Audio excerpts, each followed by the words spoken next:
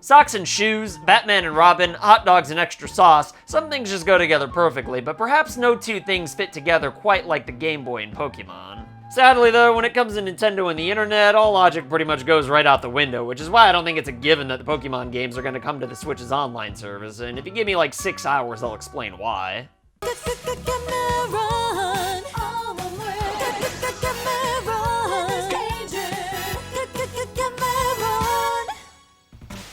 After the recent Pokemon Presents, I couldn't help but notice that a lot of people were flabbergasted over there not being any kind of an announcement for Pokemon's Red and Blue or Gold and Silver or Ruby and Sapphire for the Nintendo Switch's online service, but to be honest, I'm actually flabbergasted that people honestly expected this in the first place.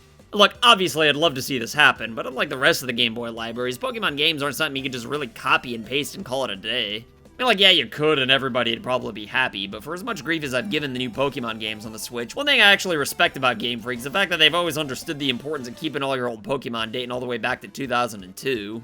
Granted, they may not let you bring them into every game, which I think's preposterously lazy and stupid, but it's not like anybody's good old pocket monsters have to be trapped on the 3DS's Pokemon bank only to be deleted eventually, you know? I mean, being trapped in limbo is better than being wiped from existence. Even when Game Freak added the Game Boy Pokemon titles to the 3DS's eShop, they could have probably just gotten away with copy and pasting the ROMs, but nope, they decided to go to the extra mile, or at least 50 feet anyway, to make the games compatible with Pokemon Bank so you could transfer your Pokemon out of these dusty old ROMs whenever you wanted to.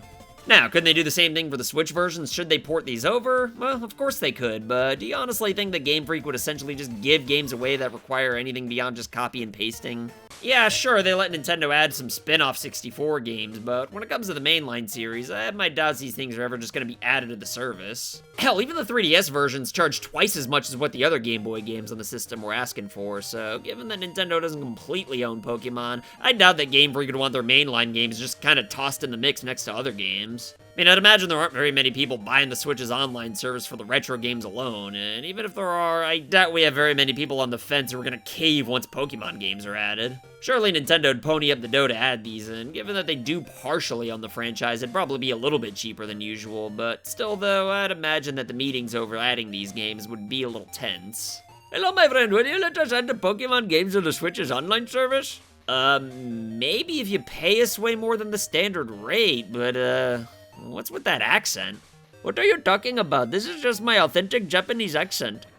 The classic Pokemon games aren't just added to the service, and it'd definitely be weird to see them being sold separately on the eShop, though. I mean, with all the bad pub they've been getting over rushing the mainline games out before they're truly ready just for the sake of greed, I don't think charging separately for Game Boy games would really be a great look. Like, yeah, there are some third-party games that are on the Switch's online service and in compilations on the eShop, but this is a Nintendo-exclusive IP, not some random game that nobody's gonna play to begin with. Then again, this is Game Freak we're talking about here. Not only do they love money, but people just can't resist giving it to them, even if they pretend to be angry while they're doing it. Like, for frig's sake, this is the highest-grossing media franchise of all time, so of course people are gonna pay like $10 to $20 for 20-year-old ROMs with like 30 minutes extra work put into them. The key, though, is just how many people would do it.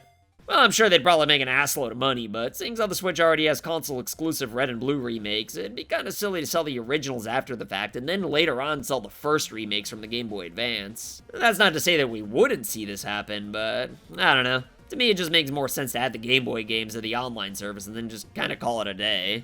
I mean, first of all, it's way easier to do this, and when you're talking about a collection of Game Boy games, it just feels wrong and incomplete to not include Pokemon. It's not like the Switch doesn't have enough original Pokemon games on sale anyway. It'd be one thing if there were only like one retro game, but there's literally 11 from the Game Boy and Game Boy Advance combined, so I'd at least hope it's possible that Game Freak could see this as overkill for the eShop. Granted, it would be kinda cool to see a compilation with one physical release for all the Game Boy Pokemon games, but now I'm just living in fantasy land. As far as the extra work's concerned, though, the Switch Online versions would probably need a little extra something to be able to transfer your Pokemon from those versions into the newer games, but unlike the 3DS versions, the Switch's online service already has online play built into it, and like, yeah, that doesn't account for games that don't share the same cartridge, but I don't know, maybe they could just sort of modify the 3DS version a little bit? I mean, they're a multi-billion-dollar company, after all. Surely they can mod some Game Boy ROMs that are over 2.5 decades old. But then again, we have sort of given Game Freak the multi-billion-dollar company benefit of the doubt in the past before, and well, need I remind you of this Nintendo 64 tree from Sword and Shield? Oh well, if Game Freak can't figure it out though, then I guess I could just have some random dude do it in his spare time for free, seeing as how these types of blokes seem to love showing AAA developers up. Regardless of how it happens, though, I really hope my skepticism's proven wrong and we can just kind of sort of get these classic Pokemon games on the Switch's online service without any fuss or muss.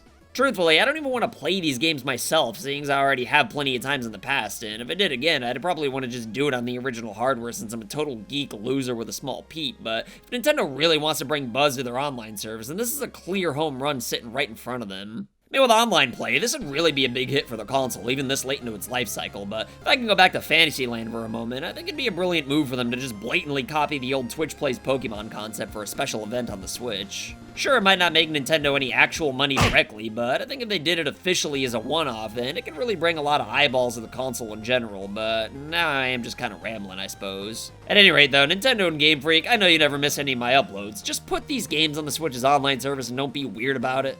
I know you won't, but you should.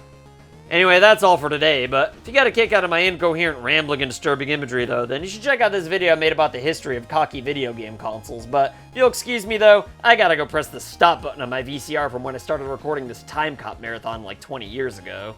And yes, that is before Time Cop 2 came out, so it's literally just Time Cop over and over again on the Time Cop channel. Later!